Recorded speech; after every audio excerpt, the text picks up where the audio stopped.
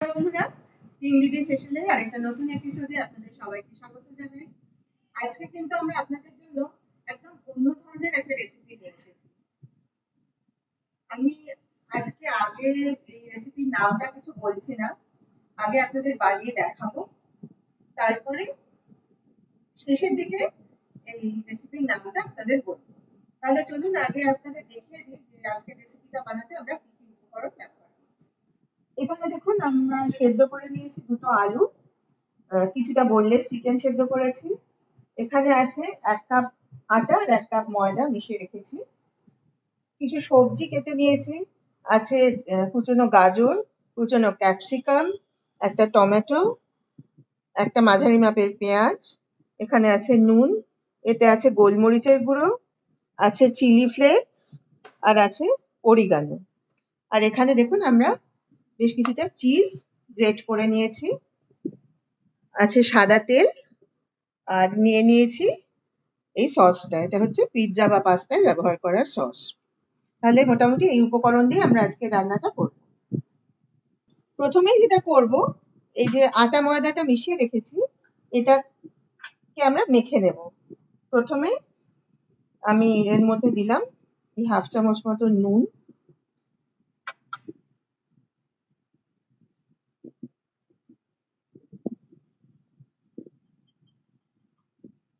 দিয়ে দিচ্ছি খানিকটা সাদা তেল,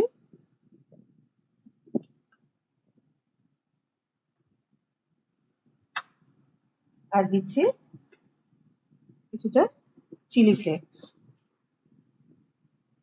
এবার আমরা এর মধ্যে জল দিয়ে এটা মেখে একটা ডো তৈরি করে নেব।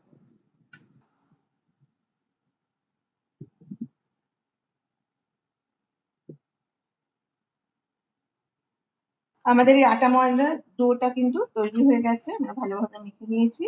এবার এটা আমরা একটু সময় রেস্টে রেখে দেবো। এবার আমরা যেটা করবো, এই যে সেদ্ধ আলুগুলো এই গ্রেটারটা দিয়ে গ্রেট করে নেব।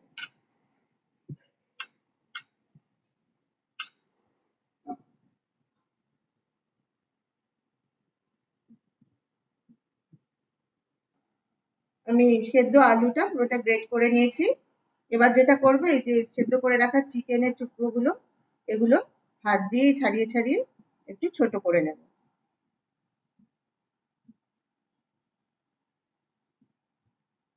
এইভাবে চিকেনের টুকরোগুলো আমি হাত দিয়ে একটু একটু করে ছাড়িয়ে নিয়েছি। এবার চলে যাব রান্নাঘরে। আমরা রান্নাঘরে এসে গ্যাস জেলে গ্যাসে একটা কড়াই বসিয়ে দিয়েছি। কড়াইতে দিয়ে দিয়েছি পরিমাণ মতো সাদা তেল। তেলটা গরমও হয়ে গেছে। এবার আমরা প্রথমে যেটা করব, তেলের মধ্যে কেটে রাখা সবজিগুলো একে একে দিয়ে দেবো। প্রথমে দিয়ে দিলাম পেঁয়াজ,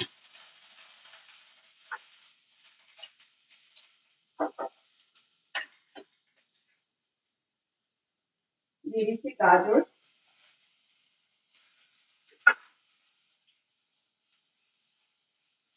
আঁচটা কিন্তু আমি এখন কমেই রেখেছি। দিয়ে দিচ্ছি এটা একটা ক্যাপসিকাম,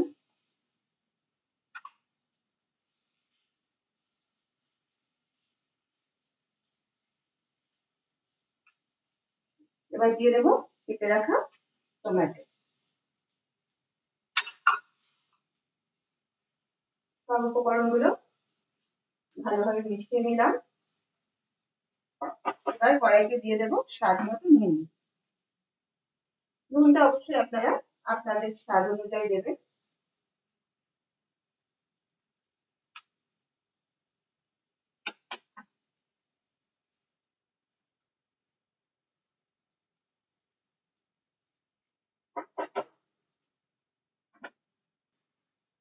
আমি নুনটা সবজিগুলোর সাথে ভালোভাবে মিশিয়ে নিলাম। এবার কড়াইতে আমি ঢাকা দিয়ে 2 থেকে 3 মিনিট রাখবো, যাতে সবজিগুলো মোটামুটি ভাজা হয়ে যায়। আঁচটা কিন্তু আমি কমেই রেখেছি। প্রায় 3 মিনিট সময় পেরিয়ে গেছে। এবার আমি কড়াইয়ের ঢাকাটা ছেড়ে দিলাম। সবজিগুলো মোটামুটি হালকা ভাজা হয়ে গেছে, এর থেকে বেশি আর ভাজবো না। এবার আমি যেটা করবো, কড়াইতে দিয়ে দেবো সেদ্ধ করে রাখা চিকেনটা।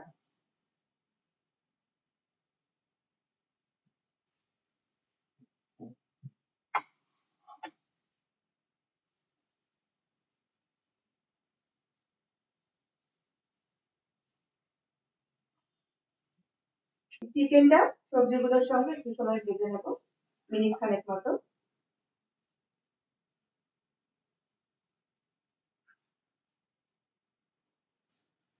চিকেনটা আমি সবজির সাথে একটু সময় নাড়াচাড়া করে নিয়েছি। এবার আমি কড়াইতে দেব এই গ্রেট করে রাখা সেদ্ধ আলু।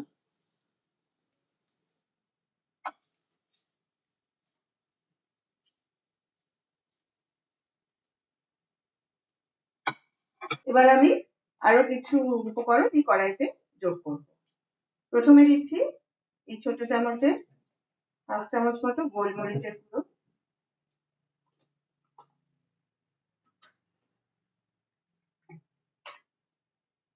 দিচ্ছি 1/2 চামচ চিলি ফ্লেক্স,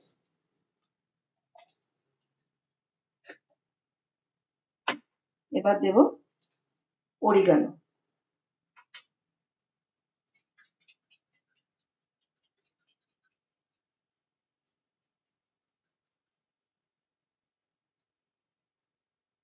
এবার সব উপকরণগুলো আমি ভালোভাবে মিশিয়ে নেব।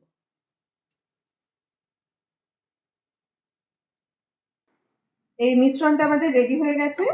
আমি কড়াই থেকে একটা প্লেটে ঢেলে নিয়ে একটু ফ্যানের নিচে এনে রেখেছি যাতে একটু ঠান্ডা হয়। এবার নিয়ে নিলাম আমরা আটা ময়দা মিশিয়ে যে ডোটা তৈরি করে রেখেছিলাম, আরেকবার ভালো করে মেখে নিচ্ছি। তারপর আমি এটা দিয়ে প্রথমে দুটো লেচি করব, একটু বড় মানে রুটির আকারে দুটো লেচি প্রথমে করে নেব।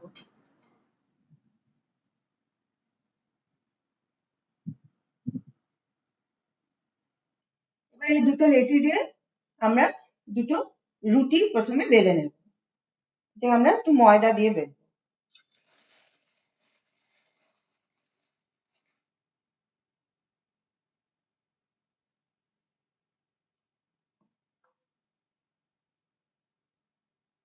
আমরা এইভাবে দুটো রুটি প্রথমে বেলে নিয়েছি।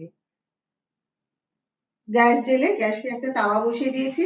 প্রথমে তাওয়াতে দুটো রুটি আমরা সেঁকে নেব।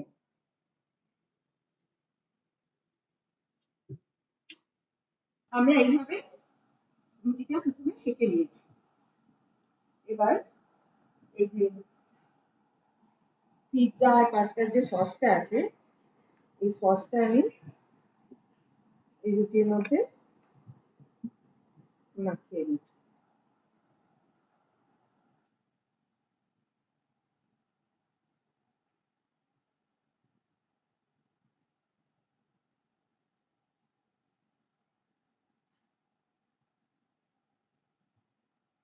এইভাবে সসটা মাখিয়ে নিলাম।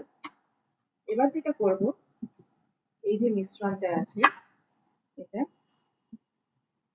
রুটির হাফ পোর্শনে এইভাবে দিয়ে দেব।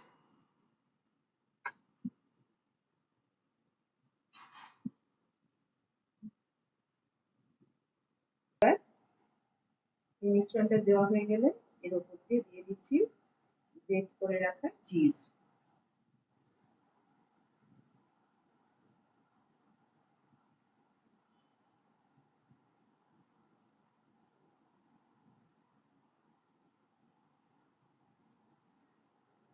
এবার যেটা করবো, এই বাকি যে হাফ রুটিটা এটা এইভাবে দিয়ে আমি ফোল্ড করে দেবো। এইভাবে দুটো রুটি আমি রেডি করে নেব। তারপরে তাওয়াতে দিয়ে এটা এপিট ওপিট করে ভেজে নেব। দুটো রুটি রেডি করে নিয়েছি। এবার আবার গ্যাসের ওপর তাওয়া বসিয়ে দিয়েছি, তাওয়ায় সাদা তেল দিয়েছি। এবার এক একটা রুটি তাওয়ার ওপর দিয়ে এপিট ওপিট করে ভেজে নেব।